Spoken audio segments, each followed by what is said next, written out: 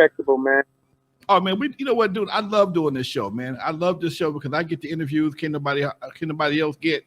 And it's just, it's just good to hear the fellas just tell them stories, man. The cats just don't get, you don't hear from Animal on a regular basis like this. You don't hear Animal open up.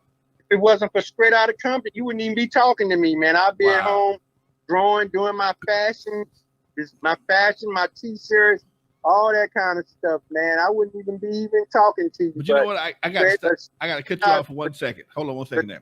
I got to give a shout out to Gary Ballin, man, because Gary Ballin hooked me up with Mike Klein, and Mike hooked me up with you. I was giving Mike all the praise, all the shout outs, but I got to go back to Mike, Gary Ballin, where it started at when me and Gary hooked up and did a little something this year. He did the show, and that's been going on ever since. Much love to everybody from the Ruthless family for looking out for the Godfather. GB is a good friend of mine as well. Yes, sir. Go ahead, Dusty. All right. One more time, shout out to Rashard Cobb also for dropping $20. Really, really appreciate you. Let's talk about the time when Eazy was passing. What do you remember about Eazy being sick? And were you in the studio when he passed out? And was that even true from the movie? Nah, man, Eazy didn't pass out at no studio, man. He was at his house up in N.W.A hanging out. He was with the Covio twins, man. And they called Mike Klein and told Mike that Eazy had trouble breathing and shit, man, and he don't want to go to the doctor. And then Mike made him take him to the doctor and shit, man. That's pretty much what I remember when he first started getting sick and stuff, man. Then he went to the hospital and they found out, he had pneumonia or something like that, man. And then he got out of the hospital. Then he went back the next time. He was like feeling really bad. And then it was like, damn, man, he got full-blown AIDS and shit, man, but like me, man, I'm gonna always believe somebody shot him up with that shit, man. But it's like, cause nobody catch AIDS and died the way Eazy E did. He the first case I ever heard of.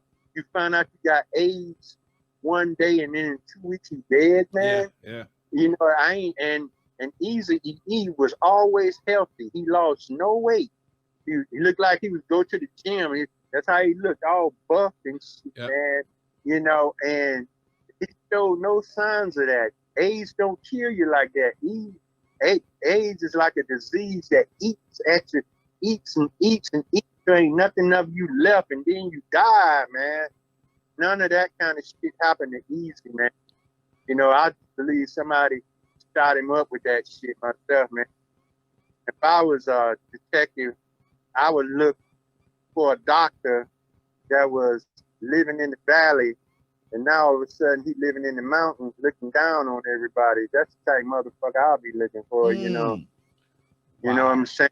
That's the type of I'll be looking for, because they got to upgrade some kind of way for taking Eazy out from somebody, man.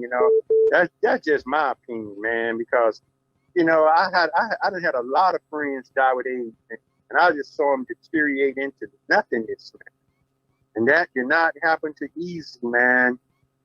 That's just my personal opinion about it. So even at the funeral, did you see him the last week before he passed? Of course, man. So he came to New York and had some new tracks for Bone, and one of his girl groups called what was they called? N.W.A or Hold With Attitudes? No, these girls was called Big Chan and Feasty and Diamond. That group called Doggy's Angels. No, that was Chan with Snoop. Okay, Chan was in there though. Okay. Gangster bitch mentality. Jim. Somebody got it right. Yeah, gangster bitch, GBM.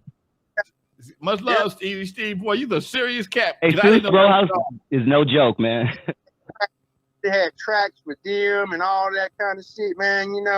And I'm telling you, man, Rhythm D did a badass album on them girls that never came out. I don't know what happened to it. I don't know what happened to it, but I heard it, man.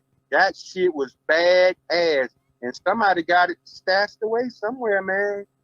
But I heard the whole album, man. That shit was bad. Them girls came with the heat, the fire, man. They was even better than and hoes with attitude, because all they rapped about was sucking and fucking and you know, like that. You know, but yeah, man, and Eazy was, you know, kicking it with us, telling, you know, like when y'all finish up this little road trip y'all on, I want y'all back in the studio on this day, and I want y'all to put some lyrics to these tracks I got. And he was playing the tracks there in the hotel and stuff. And that was the last time I seen Eazy walking, man. No shit. You know? Yeah, that was the last time I seen him walking, when he came to the hotel and brought them new tracks for Bone. Yeah. Damn. What do you remember about Bone at that time, Bone Thugs and Harmony, and their entrance into Ruthless? Oh man, them niggas took to me like a magnet, man. You know, I was their first bodyguard, right? Took them on the road. Oh no, tell us some stories, please. And shout out to OG Steve as well, dropping $10. Thank you, Bronx in the building.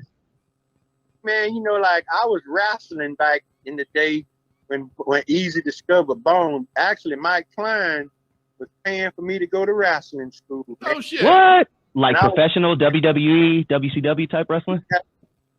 WWF at the time. Yeah, yeah. And I was going to wrestle as 5150, the Ruthless Animal.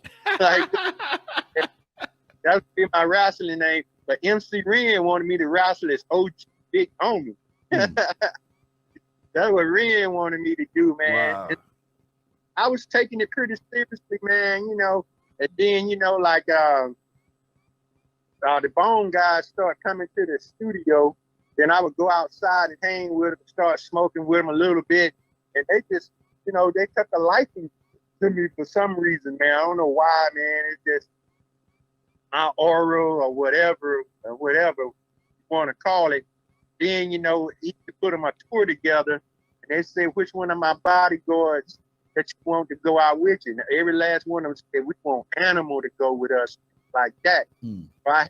Job. And I'm green as fuck too, man. You know, I ain't have much experience, because when I was out with the white boys, I wasn't in charge of shit. But this time I'm in charge of security, and I'm green too, trying to learn the ropes and stuff, man. You know, and then we did a show in Arizona, and I'm taking the group out to the stage, and some dude reached over and grabbed Crazy Bone necklace and snatched it off.